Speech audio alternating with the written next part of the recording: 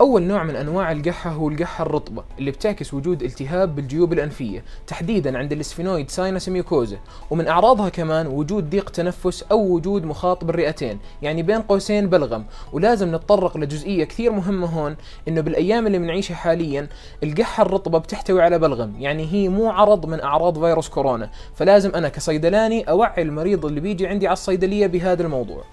وصوت القحة الرطبة بيشبه صوت الرنين، يعني زي هيك بالضبط.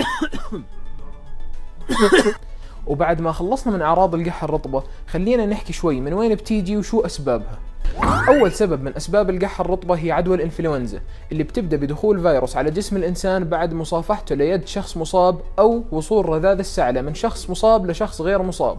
وهون بيبدأ خط الدفاع الأول اللي هو جهاز المناعة واللي هي خلايا الدم البيضاء بمحاربة هذا الفيروس، وبتظهر آثار هاي الحرب بين الفيروس وجهاز المناعة بظهور القحة الرطبة والحرارة وتعب المفاصل وغيرها من الأعراض. وفيروس H1N1 من الأمثلة على عدوى الإنفلونزا.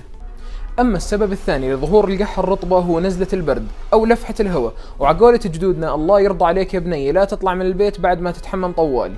وآخر سبب لظهور القحة الرطبة هو التهاب الشعب الهوائية، يعني توسع القصبات الهوائية، والتدخين اللي ما بتخلص مشاكله وتأثيره على صحتنا كمان بيؤدي لظهور القحة الرطبة. طيب شو الأدوية اللي بتنعطى للمريض اللي بتظهر عليه أعراض قحة رطبة؟ راح أقول لك شو الأدوية، بس قبل ما نحكي عن صرف أدوية القحة الرطبة لازم نسأل المريض بعض الأسئلة المهمة ونساعده بوصف القحة.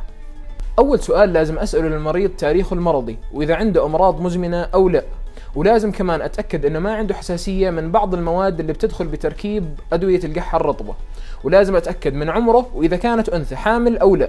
وبعد ما أعرف أجوبة هاي الأسئلة بحاول أساعد المريض إنه يوصف لي القحة وصف دقيق، إذا كانت القحة جافة أو ببلغم، في صوت خشة بالقحة أو لا، بتزيد وقت النوم. بنحاول نعرف الحالة العامة للمريض إذا عنده تحسس بالصدر أو ضيق تنفس، وإذا كان في مع القحة بلغم أصفر أو أخضر، لأنه بهاي الحالة إحنا بنحكي عن نوع جديد من أنواع القحة وهي القحة الجافة اللي بتتحول للرطبة، وهاي القحة بتستوجب زيارة الطبيب وغالبا بوصف مضاد حيوي لعلاج الحالة. وهاي القحة بتكون ناتجة عن التهاب رئوي وبصاحبها حرارة وقشعريرة وصعوبة بالتنفس وألم عند التنفس بعمق. مرحبا. أهلا وسهلا، كيف بقدر أساعدك؟ لو سمحتي في عندي سعلة مضايقتني وبدي دواء. ألف سلام عليك. كيف بتحسي السعلة؟ فيها بلغم ولا ناشفة؟ فيها بلغم.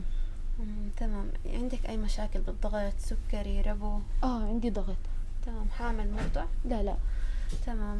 لون بلغمك بتحسيه على فاتح ولا على خضار أو غامق شوي؟ لا أبيض. تمام. رح أعطيكي ميوكوسيلفان منه بدوب البلغم وبريحه. لو سمحتي بدي أسألك، هلا أنا أخوي كان عنده جايب دواء يونيفيد، أتوقع اسمه يونيفيد اكسبكتورانت، بزبط أستخدمه؟ هلا اليونيفيد اكسبكتورانت كتير ممتاز للبلغم، بس عشان انت بما انك حكيتي لي انه معك ضغط فيه ماده السودوفيدرين، وهاي ما مش مصحح انها تعطى لمرضى الضغط، انه بترفع الضغط عندهم، فميوكوسيلفان اريح لك واضبط لك. تمام. يسلم. تاخذيه مره واحده باليوم بعد لك.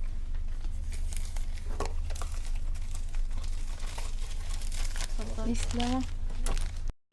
هسا اجينا لصرف الأدوية. تنقسم أدوية القحة الرطبة لقسمين، الأول مذيب للبلغم والثاني طارد للبلغم. ولازم أحكي لكم نقطة كثير مهمة هون، إنه بالنسبة للمرأة الحامل والمرضع يجب مراجعة الطبيب قبل صرف أدوية القحة الرطبة لإلهم.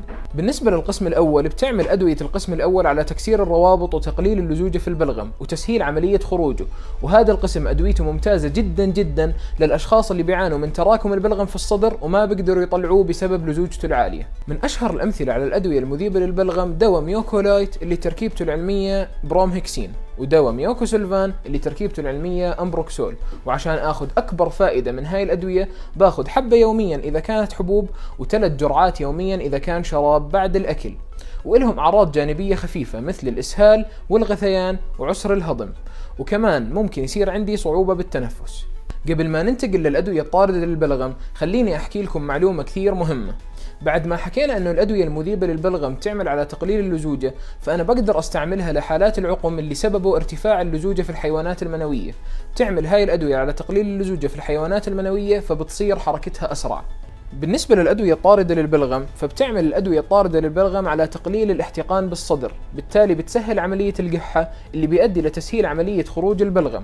نيجي للتراكيب العلمية. أهم مادة بتدخل بتركيب الأدوية الطاردة للبلغم هي مادة جوايفينيسين اللي بتسهل عملية خروج البلغم، وفي كمان مواد ثانية مثل مادة تريبروليدين اللي تعتبر مادة مضادة للحساسية، ومادة سودوإفيدرين اللي تعتبر مضادة للاحتقان.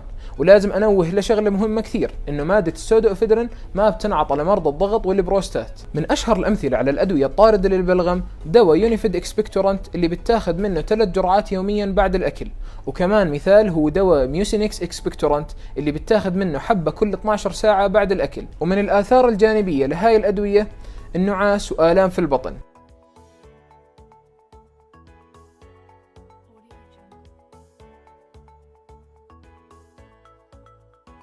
وبنهاية حلقتنا لليوم لازم أنوه لكم لشغلة كثير مهمة، إنه أثناء وصف المريض لقحته إلي إذا حكالي إنه لون البلغم زهري وواضح وجود دم فيه، فهون أنا ما بعمل أي إشي، وبطلب من المريض مراجعة الطبيب بأسرع وقت.